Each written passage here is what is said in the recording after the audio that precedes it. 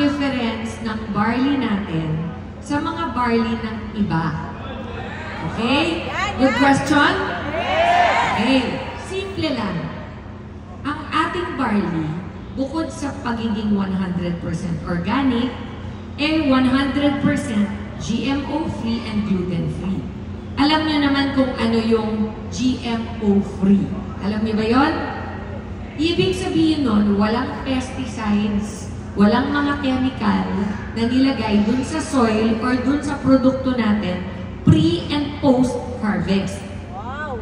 Okay? So, ibig sabihin nun, yung raw mat natin, pag nakuha natin galing sa Australia, wala pong halo kahit ano.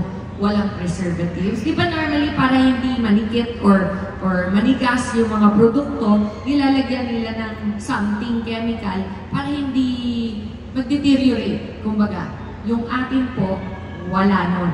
Ganon kaganda yung product natin.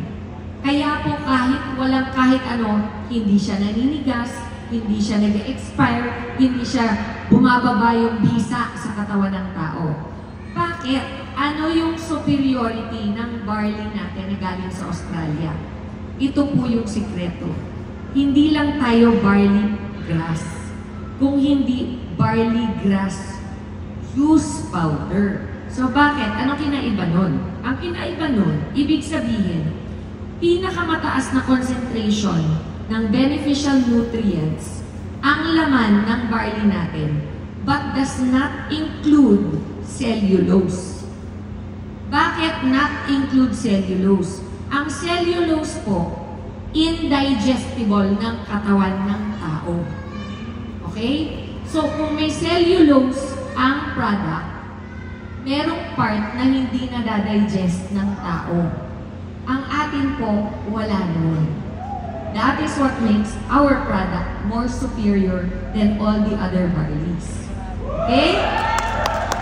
Pinatuyo po ang ating barley ng cold process. Ibig sabihin, very low temperature lang para mag-dry siya. Ang result nun, ang precious bioactive enzymes at yung mga nutrients natin, complete, compact, hindi nagagalaw, hindi natatanggal sa produkto. So yung literal na saying, from farm to table, ang sa atin, from farm to sachet. Okay?